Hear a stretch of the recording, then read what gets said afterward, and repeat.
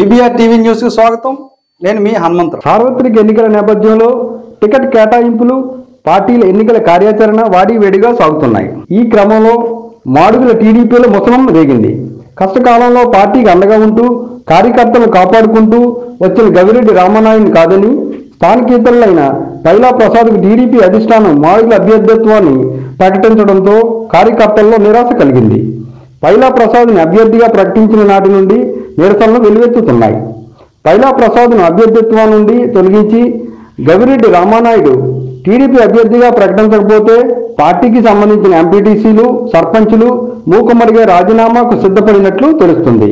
రక్తం చెందించి పార్టీ కోసం సర్వశక్తులు శ్రమించి పార్టీ జెండాను మోసిన కార్యకర్తల మనోభావాలు దెబ్బతినేలా పైలా ప్రసాద్కు టికెట్ ప్రకటించడం కార్యకర్తలను అసహనానికి గురిచేసింది. కార్యకర్తలు, నాయకులు గెలిచే అభ్యర్థి అయిన రామానాయుడుకు టికెట్ ఇస్తే గెలిపించుకునేందుకు సిద్ధంగా ఉన్నామని, లేకుంటే రాజీనామాలకు సిద్ధమని తెలిపారు. తదనుగుణంగా అధిష్టానానికి లేఖ రాశారు. మరొక్కసారి ఐవీఆర్ఎస్ రిపోర్టును సరిచూసుకొని గెలిచే అభ్యర్థి అయిన రామానాయుడుకు టికెట్ ఇవ్వాలని కోరారు. ఈ ముసలం వైఎస్ఆర్సీపీకి అనుకూలంగా మారింది. గత 5 ఏళ్లలో వైఎస్ఆర్సీపీ చేసిన అభివృద్ధి, టీడీపీలో ఈ వర్గపోరు వైఎస్ఆర్సీపీకి బాగా కలిసి వస్తుంది. వైఎస్ఆర్సీపీ అభ్యర్థి ఈర్లె అనురాధ సునాయాసంగా పార్టీ జెండా ఎగరవేయబోతున్నారని చర్చించుకుంటున్నారు. పార్టీ అధ్యక్షుల వారికి అనకాపల్లి జిల్లా మాడుగుల నియోజకవర్గం చీడికాడ మండల ప్రధాన కార్యదర్శి నా పేరు బొబ్బ తాతారావు. అలాగే సమావేశంలో మరి ప్రస్తుత ఎంపీటీసీలు, మరి అలాగే సర్పంచులు, గ్రామ కార్యశాఖ అధ్యక్షులు, అలాగే ఎక్స్ సర్పంచులు వీళ్ళంతా కూడా మరి ఈ యొక్క సమావేశంలో మరి మాట్లాడడం జరుగుతుంది. విషయం ఏంటంటే మొన్న పోయిన 3 నెల 14వ తారీఖుని మరి మా మాడుగుళ్ళు నియోజకవర్గం ఎమ్మెల్యే అభ్యర్థి పేరు ప్రకటించడం జరిగింది. మరి మీ దగ్గర ఉన్నటువంటి రిపోర్ట్ల ఆధారంగా టికెట్ వస్తుందని ఆశాభావంతో ప్రజలందరూ ఎదురు చూస్తున్న టైంలో మరి ఎలాంటి సపోర్ట్ లేనటువంటి వ్యక్తికి మీరు టికెట్ ఇవ్వడం జరిగింది. మరి ఆ రోజు నుంచి ఈ రోజు వరకు కూడా కేడర్ కానీ తెలుగుదేశం కుటుంబ సభ్యులు ఏ ఒక్కరు కూడా సహకరించలేదు.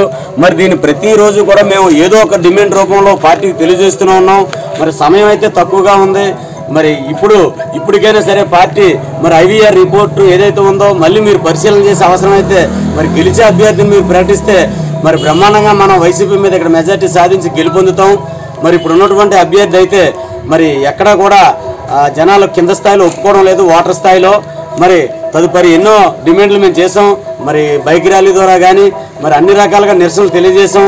మరి పార్టీ మనోభావాలని దెబ్బతీసే విధంగా ఉంది మీరు ఇచ్చిన లిస్టు.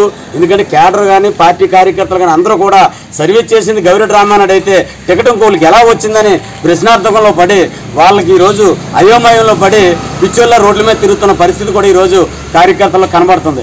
కారణం ఏంటంటే పార్టీ దగ్గర పటిష్టమైన యంత్రాంగం ఉంది, పటిష్టమైన మిషన్లు ఉన్నాయి. మరి ఆ మిషన్లన్నీ ఏమైపోయాయి? మరి ఐవీఆర్ రిపోర్టు ఎందుకు ఎంత మెజార్టీ వచ్చిందో చెప్పకుండా ఎవరిని అడగకుండా మరి టికెట్ అనౌన్స్ చేశారు. ఆ రోజు నుంచి ఈ రోజు వరకు కూడా ఏ కార్యకర్త కూడా మరి సంతృప్తిగా లేడు. మరి రేపు కానీ ఎల్లుండి కానీ 2 రోజుల్లో మరి గవిరెడ్డి రామానాయుడు గారి పేరు మరి అనౌన్స్ చేస్తే మరి భారీ మెజార్టీతో గెలిపిస్తామని అందరం తెలియజేస్తాము. ఖచ్చితంగా మా మనోభావాలు దెబ్బతీయకుండా పార్టీ వ్యవహరిస్తుందని మరి లిఖితపూర్వకంగా అందరం రాసి మీ పార్టీ పంపించడం జరుగుతుంది. దయచేసి పెద్దలు చంద్రబాబు నాయుడు గారు, లోకేష్ గారు, అచ్చెన్నాయుడు గారు, అయ్యన్న గారు మీరంతా కూడా మాడుగుల మీద ఒకసారి 1 గంట దృష్టి పెట్టి అసలు ఎందుకు ఇలా జరుగుతుందని మీరు దృష్టి పెడితే మీకు ఉన్న లోపాలు 2 నిమిషాల్లో తెలుస్తాయి. ఎందుకంటే మొత్తం ఐవీఆర్ఎస్ రిపోర్టు 99% రామానాయుడుకు ఉంటే ఏ ఆధారాలు లేని వ్యక్తి మీరు టికెట్ ఇచ్చారు.